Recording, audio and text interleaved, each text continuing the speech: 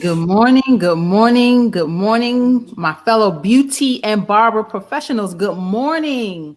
I am Tamara Johnson Sheely. And of course, I have with me some member advocates of politics, beauty, and barber, and the concerned beauty and barber professionals. Good morning, Danielle. Good morning. Good morning, ladies. How are you? Good morning. Good morning, Dr. Brenda.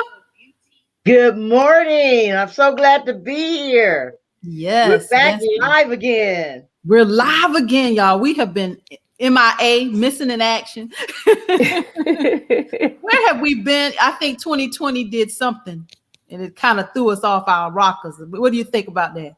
It definitely did something. It brought about a lot of change. I think it brought about a lot of self-discovery, self-reflection, and just being able to really dig into our gifts and our talents. So we needed some time off to recharge so we can come back even stronger for 2021. Look at you finding all the positivity in 2020. I don't know about that. Dr. Brenda, what's your thoughts? I'm agreeing with Danielle. I did not get frustrated. I continued to be prayerful, vengeant on like Lord, just show us what's going on. I know this is for a reason, and it has brought in some positivity of just getting more involved in Zoom meetings, Absolutely. all kind of meetings. Google Meet. I've learned a lot. Oh man, you're so right, Dr. Brenda. I mean, just really living in this virtual world has been interesting. It's interesting for creative people, right? Because the beauty and barber industry, we're artists, we're creative people. And now that we have to learn how to balance this digital world with our artistry, I don't know. I don't know how easy it's been for everybody, y'all. I don't know if I mean, I don't want to say it was easy. That would not be true. But I think it really, like I said, it really has shown what you're made of. It has really, I know for me, it has really challenged me to just really step out of my comfort zone and start really doing things that I may not have even thought about a few years ago before the pandemic. I agree. A lot of the beauty industry professionals have gone into creating other avenues for revenue. They've created products. They've created other ways that they can help their clients. When the shutdown came about, some were selling their products where their clients could pick up the products and educating them on how to take care of their hair while they were shut in. And a lot of revenue came out, not a lot of revenue, but new ventures of creating revenue came out of the pandemic. Absolutely. Yeah, I would agree. I would agree. I think it forced beauty and barber professionals to be innovative. And you know what? I think that's not hard for us as professionals, as beauty and barber professionals, because as we do this craft, there's always ideas. There's this outpour. I just think that we're conduits, right? So, those of us that do this kind of work, we understand there's a spiritual component to it. Like when you're touching people, God is speaking. You know what to say when don't even really know why you're saying what you're saying. It's like, so I do believe that it gave us, it was an opportunity for something to download into us to do more with what we're already doing. So I definitely agree, Dr. Brenda. Yes. And just to be more involved in the health and safety, which is what concerned beauty and barber, which is what we're all about.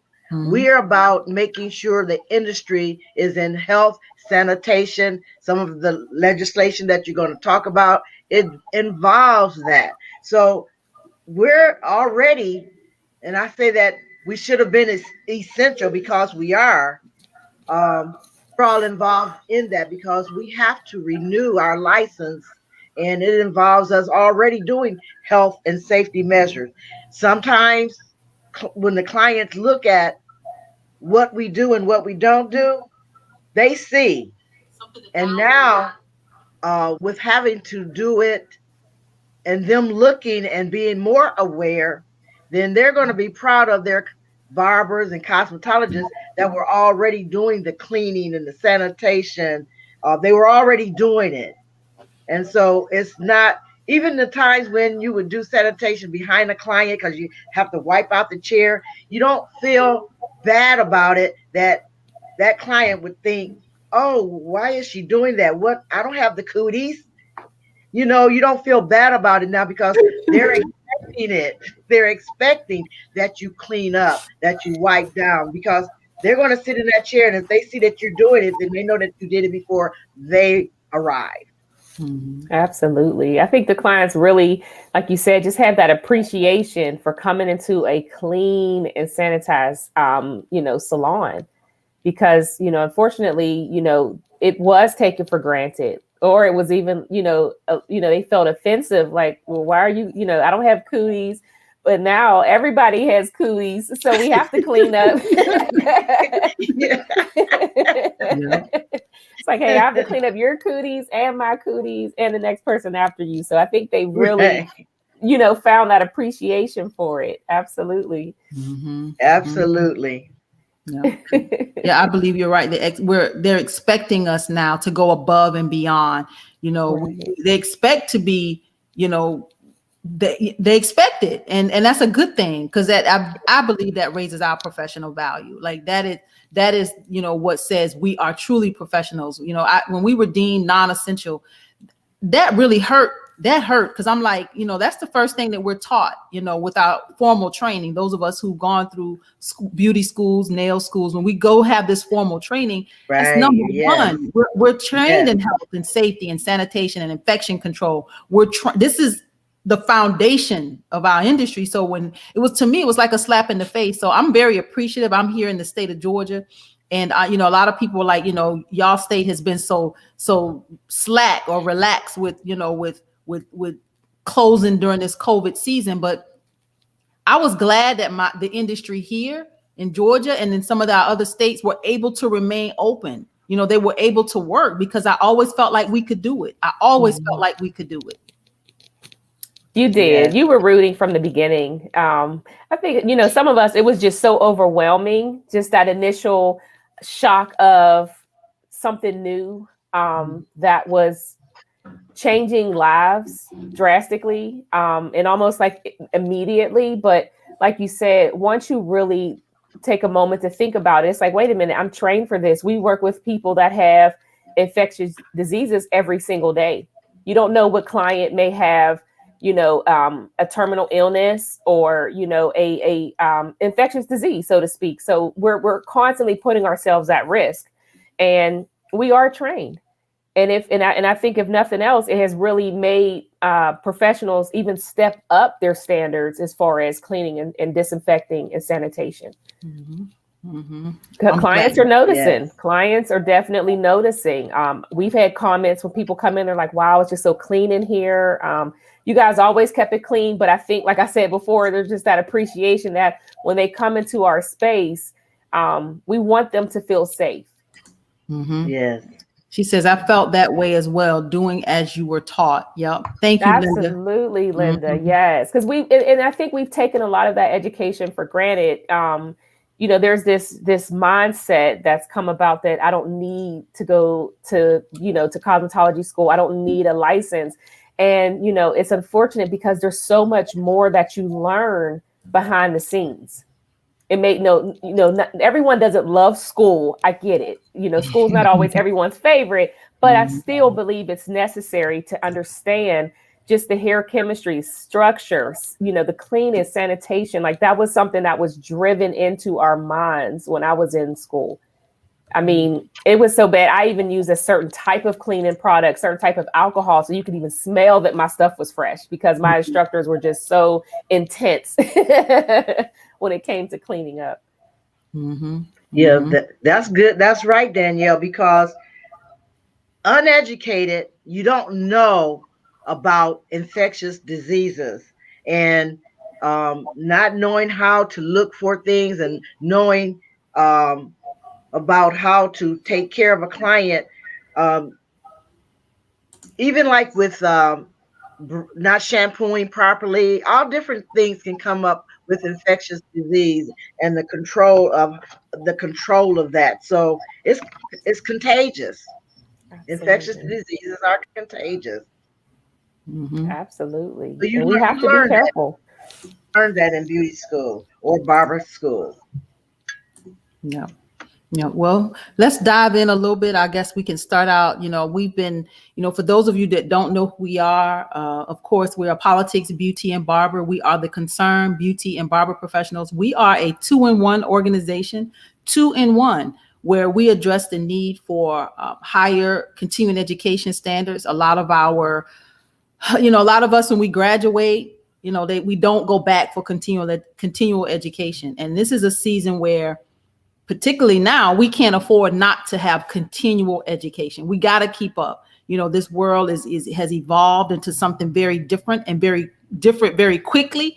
But I always felt like those that were a part of our organization, we started this back in 2011, and we were already there. Like we were already talking about health and safety. We were already getting additional information. So, like I said, when this pandemic hit, it was no hesitation whatsoever for me, because I'm like, we know how to do this. We can, Right. let us work. Let us work. We can absolutely do this. We have great partnerships with and alliances with some phenomenal organizations. We get up-to-date continual education every second and fourth Monday for our Monday schools.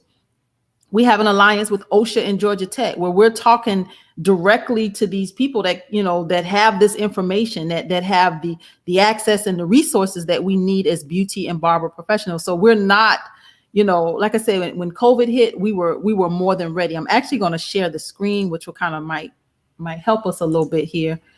I want to walk through the site just a little bit, and then I'll let Danielle jump in and talk about Industry Day 2021. So just for the sake of kind of giving you an update on who we are. Like I said, we started our efforts in 2011. We've been diligent, we've been committed, and we've been doing this. We have a page on our website that's brand new for 2021 called Find a Professional. Find a Professional. It's the cbp.org/professional. These professionals, Danielle and Dr. Brenda, you see your pictures are there. We have a lot more Yeah. members we're going Oh, to yes. add. But this is where we're going to find, you'll be able to find professionals, not you particularly professionals, but where the customers can find us. And, you can find us for education, because we're on the forefront. To me, I've always said to the members of this organization, you are the leaders. Like, you are the leaders. You are the leaders. Yes. Monday school. I see an error. I got to go back and fix the page real quick. But Monday school is every second and fourth Monday. The schedule is here every second and fourth Monday school. From 11 a.m. to 12, the first half hour is continual education, where we have a guest facilitator. The second half hour is where we get up to speed on our organizational activities, or we talk about bills that are a plague in our particular states. But this is where we actually do the work. You can join us. There's a membership page on our website. You can join us and be a part of what we're doing. We have some very interesting blogs on our website. But Danielle, I'm gonna let you jump in and talk about Industry Day 2021. Awesome. Awesome. Okay, so we have the flyer. Perfect. So everyone can see our flyer. As you know, Industry Day is something that is held every year annually. And as you see on the flyer, this is our eighth it says annual Industry Day, but it'll be our first virtual Industry Day. So I'm really excited about that. As we spoke before, being in this virtual space is something new for all of us. And so I really think this will be an opportunity for us to just kind of try something new. So that way everyone can attend from the comfort of their home or their work, wherever their location is. They don't have to necessarily worry about travel this year. So next year, I'm not sure, but this year will definitely be virtual. And we have a great panel set up. We some education. As you see, we have our Breakfast of Champions, which is something that Tamara loves to host every year. But we will be doing things a little different this year. And she'll give our 2020 industry report. we have the lovely Dr. Brenda. She'll be speaking on our, which we consider her our historian, because she is just filled with just a wealth of information and knowledge. And I think this is a great opportunity for her to really give a background of how important our industry was, and can continue to be if we just really take time to really learn about our legacy. Dr. Brett, I don't know if you want to just kind of touch on, what you're going to talk about really fast, or. We're going to go back to the beginning, when barbers were in the forefront. They started a lot. They were challenged. It's going to be interesting. We're gonna do a timeline from the very beginning in the 1800s, and we're gonna come on up to the forefront and to the present. It's just gonna be interesting to just give tidbits of where we come from, where we are, and where we need to be influential, because we were and we are in this industry. Beauty and barber professionals. They're essential. Yes, indeed. That is Learn incredible. our legacy. Learn our history, because it is a legacy. That's right. That's right. And we got to go back to scratch, as I like to say. We got to go back to the beginning, so that way we can start to see the end, the finish, so to speak, see how important we really are to our society. So going down the timeline, we do have additional members who will be sharing a wealth of information with us. The lovely Gloria. She's going to touch on some new innovative information for 2020 and beyond, customer licensing and education. Maureen is going to touch on, some North Dakota professionals. She's actually from North Dakota, so she's going to talk about what's happening in her state and some ways that we can win as a whole. And of course, last but not least, as far as members, will be myself.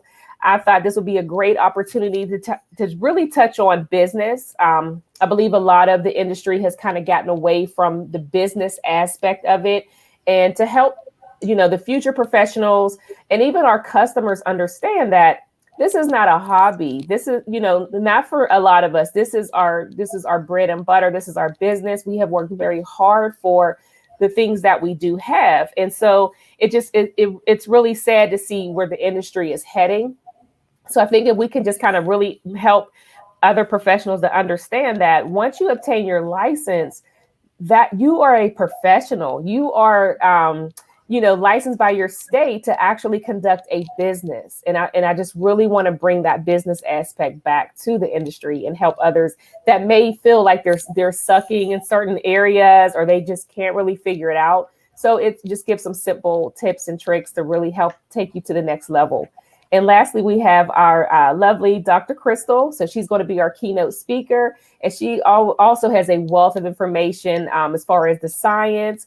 And as you can see, it says why science will save the licensed professionals. So I think this is just going to be an amazing panel of information, and, just for you to truly walk away just feeling filled and just ready to finish out 2021 strong. And as you see, the date is, I'm sorry, I didn't mention the date, which is Monday, June 14th. And we're going to begin at 11 a.m. and finish up around 3 p.m., give or take a few minutes. But like I said, tickets will be available soon. Professionals will be $25. And of course, there's a discount for the students of $15. So we hope to see you there. Yep, awesome. I had to get that date right. I was wrong on the other flyer. It's June the 14th, so I got it right on this flyer. Yes, and I double checked because I said, okay, is that the right date? Yes, I got it right. I had it wrong on that tells you that I was doing this in the midnight hour, and I probably shouldn't have been, but I knew I had to finish this flyer. So yes, the date is Monday, June 14th. Monday, June 14th. Save the date. Save the date. Yes, save the date, everybody. This is exciting. Like I said, we've done this now for 8 years. We have we've been in Tennessee. We've done them for the most part here in the state of Georgia, as we've grown our organization and our efforts. But we did go to Tennessee And that was very exciting to be able to walk around the Capitol and see how beautiful that Capitol was. And actually, we met some legislators. So we've made our way. Hopefully, maybe year 9 or 10 we'll be on Capitol Hill. How about that, y'all? Hey, let's Right. name it and claim it. Yes, because 2020 was actually in Georgia, which I thought was awesome, and we had a chance to spend time at the Capitol. And Tamara had a fabulous dinner the night before. We got a chance to, meet up with her and some other members, and it was just an awesome time. So I'm definitely looking forward to being back in person. But I am excited about being virtual this year. Yeah, just let's let COVID take its course, run its course, and do what it's gonna do. I think a lot of people have decided to get vaccinated, and the children will more than likely go back to school across the country in the fall. I'm hopeful. I don't think that they need to sit out any longer. A lot of these kids are missing. I saw an article that a lot of the kids haven't come back to school. So I hope that, COVID runs its course and we're able to figure out really how to navigate and, whatever it takes for us to start to have these formal meetings and these events. I do miss it. I really do. And I hope that 2022, we will be able to come together as a collective in some state around the country, or like I said, it would be wonderful if we can be on Capitol Hill. That would be phenomenal. Absolutely. Yeah. Absolutely. I think if anything, it really has helped me to appreciate the little things, the things that I had taken for granted. At the beginning of 2020 through January and February, I did a lot of traveling and I attended a lot of events. And there are times where I think back and I'm like, wow, it was nice to not have to wear a mask, to not worry about everybody's cooties, so it was definitely it was just things that you just would take for granted that now you really miss, just spending time with family and friends, and like I said, just the children going off to school. Took a lot of that just for granted. Yep. Dr. Brenda, I'm excited about hearing about the history of this industry.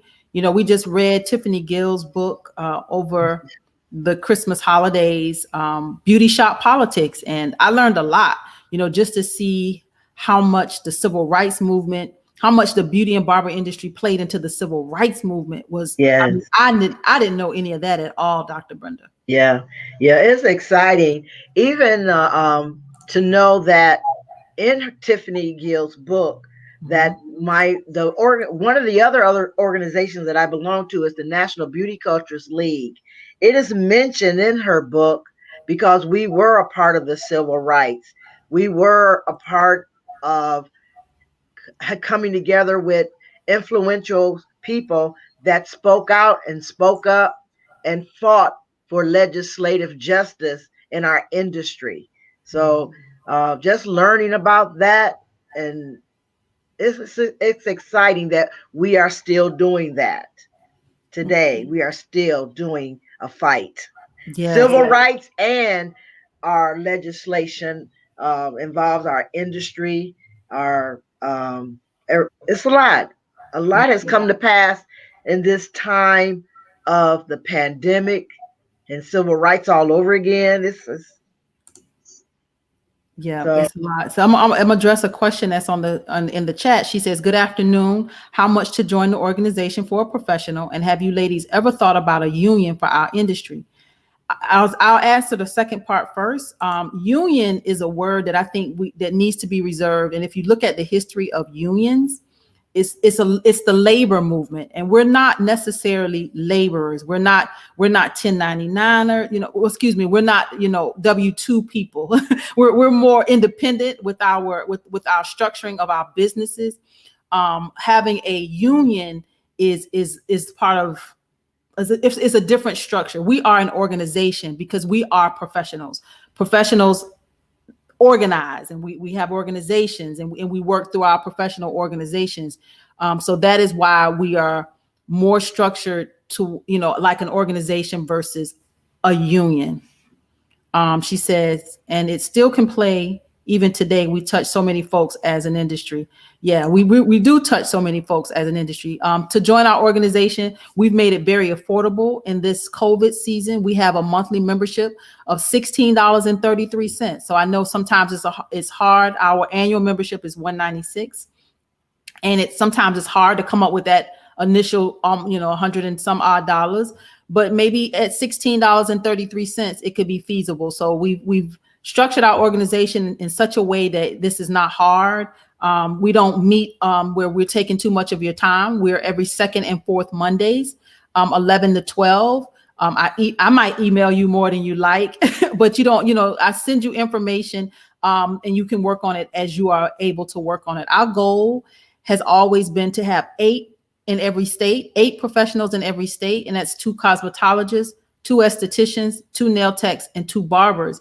Because what happens in one state with legislation is normally happen in another state. So if we can have advocates that are working in a state like where Dr. Brenda is in Ohio, we have an advocate in a state like where Danielle is in Pennsylvania. When we see duplications in legislation, we're actually able to counter some of this. We're able to we can say, okay, we're going to fight this, not like the battles that they are in each individual state, but as a war that it is. So this is how we organize, and this is what our organization is about. So we're much more strategic as an organization. We tend to get much more respect because if you think about the history of our labor movements and unions, they are demonized in some of the states. You have the Republicans and that are fighting to get rid of labor unions, and we don't want to get into the fray of that. So as a professional organization, we do garner the respect that we need to be heard with a lot of these legislative initiatives. So that is our lane, and it has worked for us. We've been doing this since 2011. And Michelle, we hope that you take a look at our website. We're 2-in-1. Thank you for joining us today on this broadcast. We're 2-in-1. She says, I get it. Yes, ma'am. Please spread the word. Join us, be a part of what we're doing. We're very serious. We're activists. We're advocates. We're fighting for our industry. We're learning how to fight for our social justice. We know how to do this. And not only do we do that, but we're also getting health and safety, continuing education that is, like I said, we were more than prepared for this COVID season. We were not scared. Like I said, we were ready to go in and continue to work because we knew how to clean. Yes, we now have to wear masks. Yes, we now have to go, wear gloves and be more intentional about temperature taking and just doing things a little differently, but we were prepared to do it. So I'll stop there. We got about 3 minutes left, Danielle and Dr. Brenda. Absolutely. I agree with everything that you said. And I think that, once you kind of, take a look on the website and just get familiar with our organization and the things that we are doing, I think you'll understand how much of an asset that this really is to our industry. And I just had a quick question. I don't know if we have enough time, but I noticed that I believe it's the state of Texas. The governor wants to lift the mandates for masks and social distancing and just kind of go back to operating at 100% full capacity. And I believe that Mississippi has also joined in on that. So what are your thoughts on that, ladies? Well, I think that's an easy question, right? I think they're acting out against what the head has said. They're acting out. I think they're just being defiant.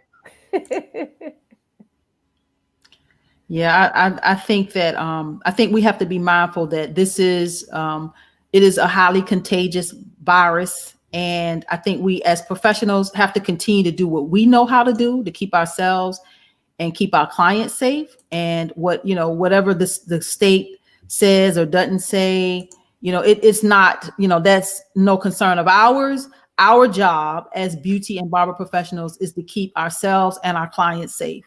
Amen. Period. And whatever measures that require, that is what we are to do as professionals. So I don't, I can see that to me, it's a lot of political grandstanding. Like Dr. Brenda said, they're acting out.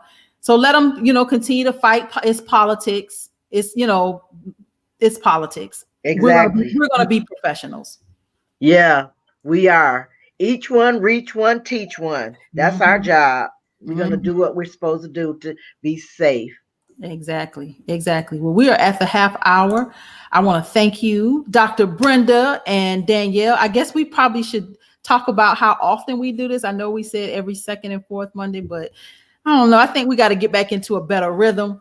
So we'll talk Okay. about how often we come back.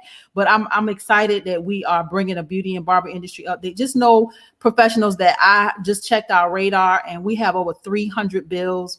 300 bills that need addressing. I don't know the specifics. I just know that there's 300 bills on our radar that affect the beauty and barber industry that require beauty and barber professionals to take a stand on in one capacity or another. I know I just sent out some information to a new member in California, and it was probably at least a dozen bills there. So we can't sit idle. You know, a lot of this being deemed non-essential will not only be interpreted in the state house, because that's where it's interpreted now that we're non-essential, but our industry is going to be interpreted moving forward in the courthouse. And that was part of the reason why I went back to law school. But let's continue to fight the good fight as beauty and barber professionals. Let's stick together.